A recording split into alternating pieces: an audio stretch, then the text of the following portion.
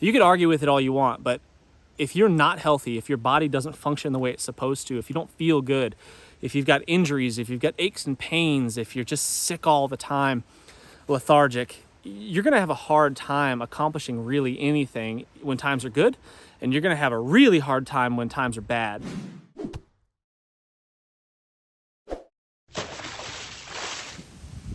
Maggie's gonna join us on our hike today, as long as she stays out of mischief. We'll see. Gotta get her past her fence that she thinks she can't cross. She's not even wearing her collar, her electric collar. But she thinks she is. Because she's not very smart. Don't tell her. Don't tell her.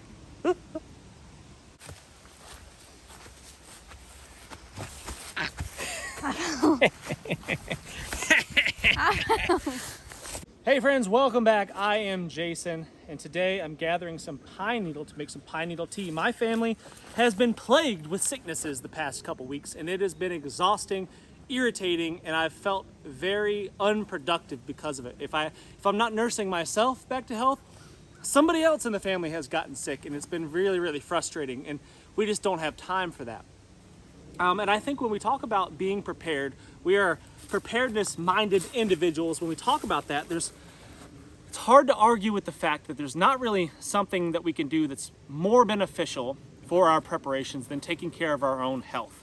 It's neglected a lot. We eat junk food, trash food all the time that makes us sick, makes us feel terrible, makes us feel like we don't have any energy, we don't want to get up and go do things because we're eating that nasty crap foods.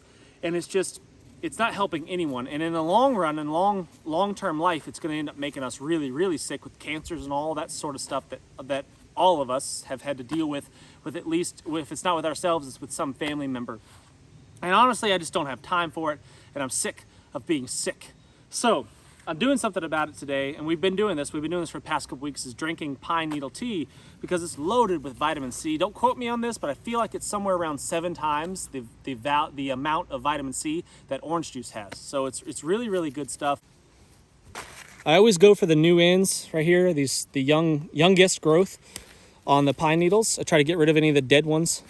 It's okay if you get a little bit of the wood of the branch like that. Nothing wrong with that. It's not going to hurt anything.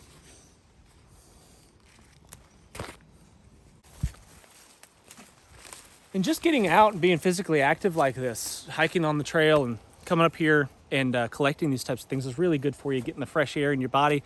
When you're feeling sick, something that's helped me a lot when I'm feeling sick is getting physical activity, because what it does is it generates body heat. And a fever is your body's natural remedy towards infection of any kind. Doesn't really matter what it is. If you get a fever, it's because you've got something going on, and that's your body's way of boosting its immune system. So if you can self-induce a fever by elevating your core body temperature by exercise, getting out and moving, you may not feel like it, but you'll feel much better after you do. I'm not saying go out and crush yourself on an intense workout. Don't do that. That's a bad idea. But getting out and moving your body through space a little bit, going for a walk, a hike, a light jog, something just to get the core temperature up, get a little bit of a sweat going, that is really, really helpful. And when it comes to being prepared, everybody wants to talk about guns and gear and gadgets and all that stuff, and what's in your bug out bag and all of those things. And while that stuff is fun to talk about and it's important to talk about, it's not at the top of the priority list. Being healthy, you could argue with it all you want, but if you're not healthy, if your body doesn't function the way it's supposed to, if you don't feel good, if you've got injuries, if you've got aches and pains, if you're just sick all the time, lethargic, you're going to have a hard time accomplishing really anything when times are good, and you're going to have a really hard time when times are bad. If you're heavily reliant upon medications and in pharmaceuticals and all that stuff, we are so overly medicated as a society, especially in America, that it's ridiculous. You go to the doctor, and the first thing they'll do is prescribe whatever it takes to get rid of that symptom that you have. They won't fix the problem necessarily. They'll just try to get rid of the symptom. If you're in pain, they'll fix the pain with some sort of, pain medication that's going to get you hooked on it. And that's why so many people around the world, and in our country especially, are hooked on pain meds. They prescribed it for a broken ankle, and then they stay on it the rest of their life because that stuff is crazy addictive, and it's troublesome to me and really frustrating. Is that my dog barking at something? Hey, Maggie! Maggie, come! So yeah, you go to the doctor for anything, it doesn't matter what it is, and they'll just try to fix whatever the symptom is, and you don't get to the root of the problem. And I'm not saying that for all doctors. I'm not saying that for, there's some really good ones out there, but just in general, you know, I don't go to the doctor for anything unless I'm dying. And too many people, I think, just outright just trust whatever the doctors say, no matter what. They say, if the doctor says do this, I do it. And they don't do their own research. They don't dig into the problems. They don't invest the time and energy into figuring out better ways of getting to the source, the root of the problem, the thing that ails them. Healthy eating and exercise. If you do those two things, it'll solve probably 90+% of your issues. Supplements are another big one that I have kind of a pet peeve about, because, you know, I would say a large portion of the supplements out there are just crap. The supplement industry is just a great big scam. It's frustrating. There's some really good stuff out there that is worth investing in, but there's also just a whole bunch of crap. I was in the health and fitness and industry for a long time, and I'm well aware of all the stuff that's out there. They'll tell you need this for that, and this supplement for this thing, and you can't accomplish this without that supplement. Most of that's complete garbage, and I would stay clear of it. There's some good stuff out there, and we'll talk about some of that in a little bit, of some things that you should probably be stockpiling and getting a hold of now while it's still easily accessible. But most of it, man, be cautious. A lot of times what we'll talk about is stockpiling things. We'll talk about, you know, hoarding goods and products and equipment and supplies and all that stuff. But really, I mean, the thing that you should be hoarding right now, the thing you should be stockpiling right now is knowledge. That would be, it's not the easiest to obtain. Obviously, it requires investment of time and energy, but it is by far the thing that's going to benefit you the most. Because what would you do right now, you know, if you got sick with whatever, doesn't matter what it is, name it, and the pharmacies weren't available anymore, or whatever, the pharmacies were still there, but their shelves were fairly empty because of whatever. That's happening in the world right now. There's places that people live right now. America's still very, very blessed and very, very fortunate to have all the things that we have. We can get pretty much anything instantly and get it delivered to your house still. People complain. That's another, I'm gonna complain again because I'm annoyed at society. We complain about, you know, how bad things are. You know, the cities are rotten and they're falling apart and there's civil unrest and people, you know what? We still have it so much better than so much of the world. We are so spoiled. Life is so good. Look outside right now. It's a beautiful day. The sun is shining. It's a bit windy and probably being annoying to you that's listening to the video.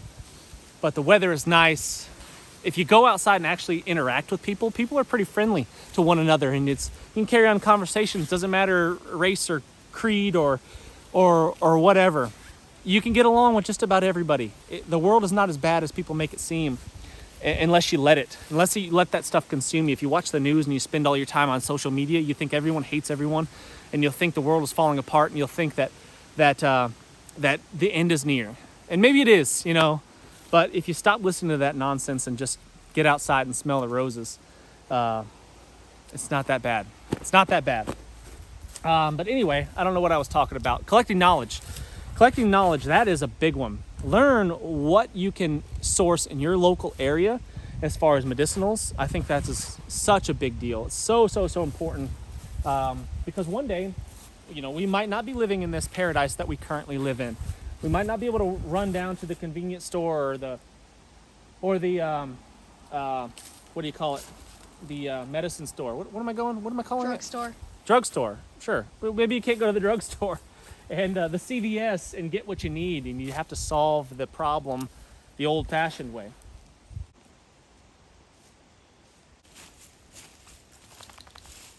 This is a cool spot for like a natural shelter. If you were stuck out here in the woods for whatever reason, this would be a cool spot. I always like to find places that are kind of naturally built for me already.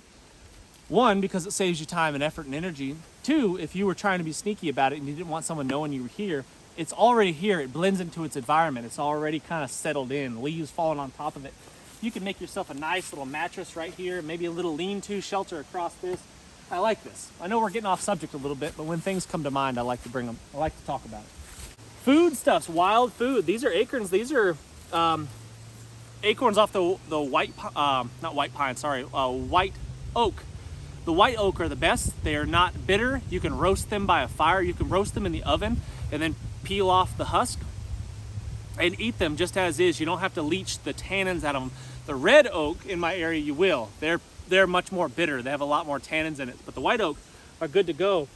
People that lived in this area for centuries lived off acorns. All over the world, people that had oaks in their area, this was a primary food source for them. Acorns are good stuff. These are acorns off the red oak. You can tell it's a red oak because it's got pointy leaves like that. A white oak would have rounded lobes. But I'm gonna take these back, I'm gonna roast them up and see how they are. Those lobed leaves, that's a white oak. Those are the better ones. So we found some good acorns underneath there. Right here, whole bunch. So these are the types of situations, like right now, what I could be doing if I wasn't making a video and making lots of racket and noise, perhaps if I didn't bring the dog with me, what I could be doing is hunting at the same time. So I could be hunting and gathering, right? So I'd be gathering materials right now, not actively hunting, but I would be opportunistically hunting. So if a deer was to stroll by while I'm up here quietly gathering acorns with the same thing that they're eating, the deer love these things, I could be ready, armed and dangerous, ready to gather some meat at the same time. This little plant here is called Pipsissewa, and while I have never had any personal experience with it, but I've been told that it treats kidney stones really well. So if you make a tea out of this plant right here, you can solve a kidney stone problem. And anyone that has ever had kidney stones can tell you how miserable that is. So having a natural way to cure that is a good idea.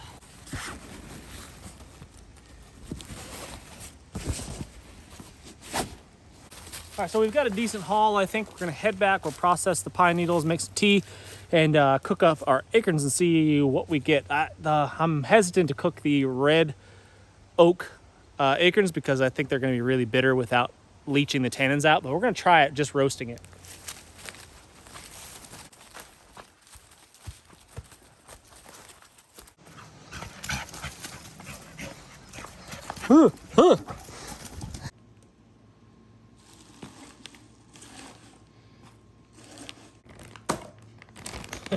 Melted.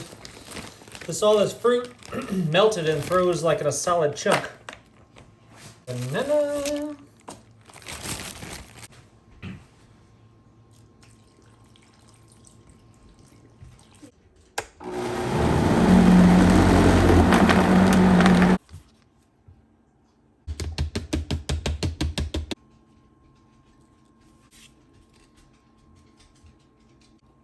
A little bit of cocoa powder.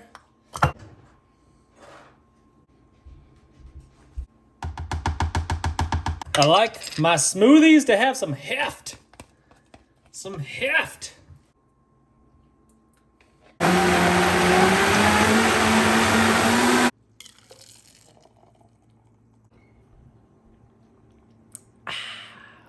Speaking of stockpiling things, this is called colloidal silver, and this stuff is pretty amazing. I have used it for ear infections, sore throats, all sorts of things. Bacteria and viruses can't survive if there's enough silver present. Bacteria cannot exist on silverware, which is one reason why they're so useful. But having colloidal silver around just for whatever might ail you is really, if you have a sore throat, you can gargle with it, kill the bacteria in your throat. And if you get ahead of it, like for example, I had a sore throat last week, used this, gargled with it along with some apple cider vinegar, and it kind of knocked it out pretty quick. So what we want to do is boil some fresh, clean water and then add the pine needles, because what you don't want to do is boil the pine needles, because what I've been told, I don't know this to be a fact, but from what I've been told and what I've read, boiling it will decrease the amount of effective vitamin C that you get from it. So what you want to do is boil the water, then remove the heat, put the pine needles in there, and then just let it steep for a long time and turn it into a tea.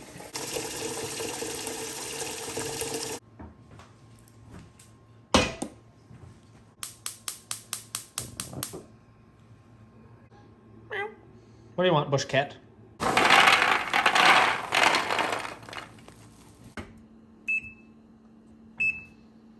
I cook everything at 400 degrees. Doesn't matter what it is. Here is the goldenrod tincture that we talked about, and it's just got vodka poured in it. So this was filled up, jam-packed with the goldenrod flowers and a few leaves, but mostly just the flowers.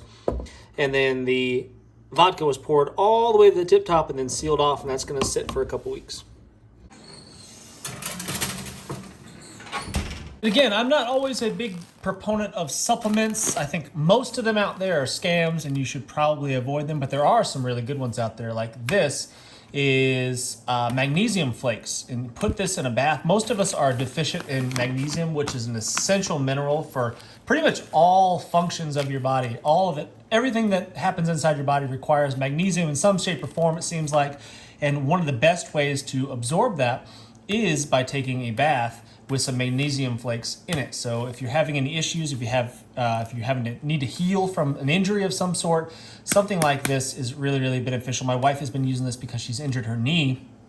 So she's been soaking in baths with this in there to help promote that healing process. We have been using this exact same brand of magnesium flakes for about 15 years now. And they've been really, really good. Their customer service is awesome. And we reached out to them recently, and they sent us a fresh batch and also gave us a discount code for our viewers. So if you look in the description of this video, you can click and get a 10% discount off of their products. All these types of things are really good to stockpile because they last forever. They never expire. You can sit it on a shelf for a long, long time and it'll always be magnesium flakes. We are boiling. Turn off heat.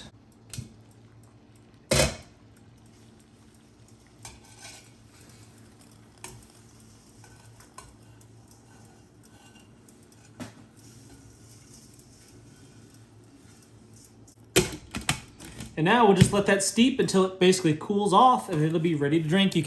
I like to add honey to it, but you don't have to. I like it. I think it tastes pretty good too. If you've never tried pine needle tea, I think it's actually pretty nice to drink just by itself. But if you wanted to sweeten it up with a little bit of honey, that would be good. And actually honey, local raw honey that's, hasn't been processed in any way is a really, really good thing as well. Very healthy for you for treating allergies and that kind of stuff, and to help avoid some of those problems that a lot of people take medications for in the first place. Now, I'm not completely anti-Western medicine. I like to do things as holistically as possible for the most part, but I do think there's a time and place for medications and pharmaceuticals and that kind of stuff. I just think for the most part, it should be left to emergencies only. So, you chop your leg off with the chainsaw and need a real painkiller to avoid going crazy, basically, then maybe that's a place for it. But other than that, I just feel like it's definitely overused and we should avoid it. But stockpiling some of those medications is probably not a bad idea either, because like I was saying before, maybe one day that they won't be available anymore. And what if you need it? What if you have this crazy toothache, and you've got to do a dental procedure the old-fashioned way? That would be pretty terrible. So things along those lines are things that I'm thinking of now, and just trying to get geared up and ready for it. Possible medication, antidiarrheals and things of that nature. Dysentery killed a lot of people back before antibiotics and stuff was around, and proper sanitation and things like that. So avoiding those things in the first place is important. But if it should happen to you, having an antidiarrheal around might be something that could possibly save a life. This is activated charcoal. We use this all the time if we've got like a stomach bug or some sort of stomach ailment. This stuff is really, really great for absorbing any kind of toxin or something that you might ingest, some bad water or something like that, some spoiled food. Who knows what could it be, what could cause something like that. But activated charcoal like this is really, really good at absorbing those toxins and getting rid of some of that stomach ailment.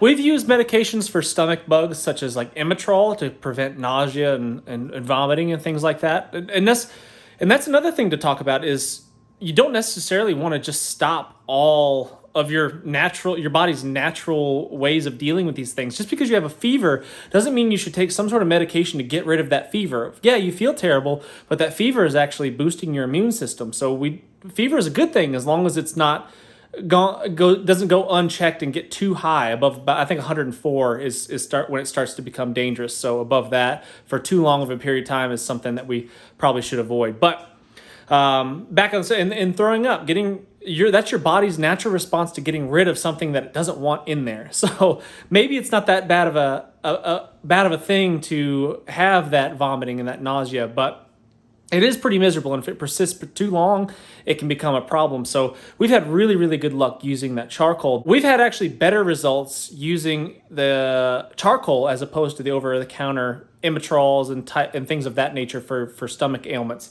So I'm a big proponent of that, and I think, again, it lasts forever. It's never going to go bad. Looking good. Antibiotics are definitely overused and overprescribed. I think that, just because you get a boo-boo doesn't mean you need to automatically jump on a prescription antibiotic. Usually your body can deal with that. In some situations, like for example, antibiotics did save my life once. I got stung by a stingray on my foot and it got really badly infected. I had really crazy swelling. It looked like my foot was trying to eat my toes. And I had red streaks running up my leg, and I probably would have lost my leg or died from that infection if it wasn't for antibiotics.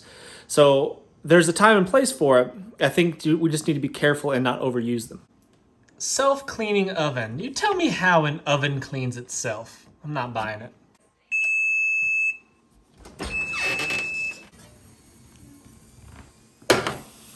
What we want is the outside hull to split like that one right there. We want it to split open.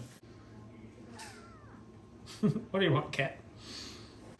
Here are the red oaks, and here are the white oaks. You can pretty clearly tell the difference between the two, I think. These are kind of oblong football shaped, and these are round coconut looking shape. It's delicious, soft, chewable, ready to go. It's not bitter. That's the white. The red, these are still bitter.